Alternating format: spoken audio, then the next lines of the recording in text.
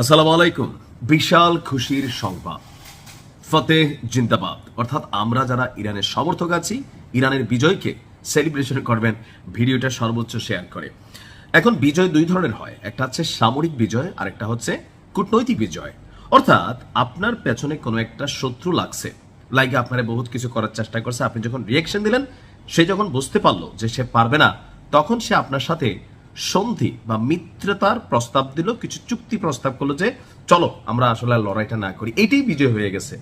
আজকের দিনে ইরানের কাছে মার্কিন যুক্তরাষ্ট্র পাকিস্তানকে মিডিয়া করে যেই যুদ্ধবিরতির প্রস্তাব দিছে, ইরান দেয় নাই, দিছে কে? মার্কিন যুক্তরাষ্ট্র।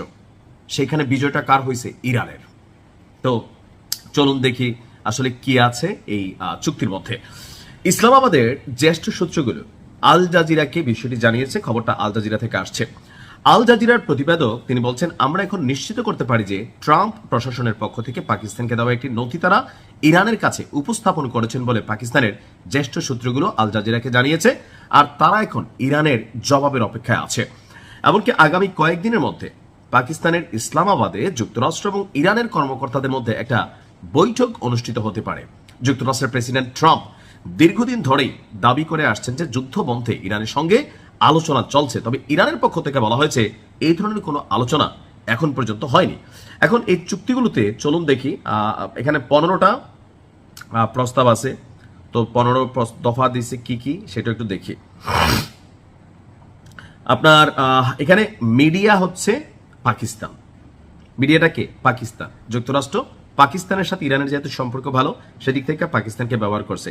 ইসরায়েলি গণমাধ্যম আপনার বলছে যে এখানে 15টা শর্ত এবং দাবি দেওয়া হয়েছে আমেরিকার পক্ষ থেকে, যেন ইরান এগুলাকে মাইনা আমেরিকাও নিজেদের জায়গা পরিষ্কার করবে এবং যুদ্ধের দিকে তারা ধাবিত হবে না, ইরানের সাথে ভালো সম্পর্ক করবে, এরকম অনেক কিছু তারা।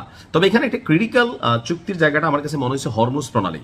সবগুলো চুক্তি আসছে না, তবে হরমুজ প্রণালী মার্কিন যুক্তরাষ্ট্র এবং ইরান যৌথভাবে এটার কন্ট্রোলিং করবে এমন একটা দাবি কিন্তু এখানে আছে, যেটা ইরান কখনোই মানবে না। এখন ইরান মানুক না মানুক, এটা তো ইরানের এখন ওজন তৈরি হয়ে যাচ্ছে যে আপনি আমারে নিজে আসলেন কিলাইতে ভাই, যখন দেখলেন আমার কিলানিতে আপনি টিকতে পারেন না, তখন আপনি শান্তি প্রস্তাব নিয়ে আসছেন। আমি যখন এই শান্তি প্রস্তাব মানবো না, তখন বুঝতে হবে যে নৈতিকভাবে আমার বিজয় হয়ে গেছে, আপনার না।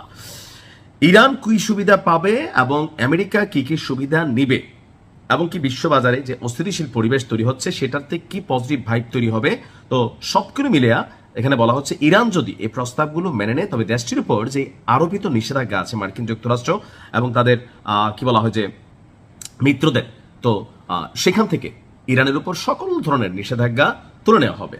আর এই নিষেধাজ্ঞা তুললে সেটা ইরানের জন্য আরো 10 গুণ বিজয় হচ্ছে। আপনি বুঝছেন, তারা বহুত চেষ্টা করছে, সরকার পতন, এইটা সেইটা ব্লা ব্লা ব্লা, কিন্তু ইরান উল্টা মনে করেন যে রিয়াকশন দিছে।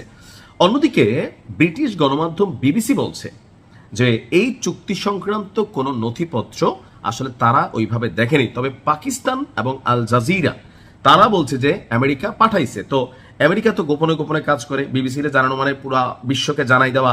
আমার মনে হয় যে ইরানের সাথে আগে সেটেলমেন্টটা করার চেষ্টা করতেছিল। তো সেটেলমেন্ট যদি চেষ্টা হয় ভালো, যে ট্রাম্পের ইজ্জত রয়ে গেল, এই কারণে হয়তো গোপনে গোপনে এটা করতেছে। যাই হোক, ইরানের বিজয় আল্লাহ কবুল করুক। আসসালামু আলাইকুম।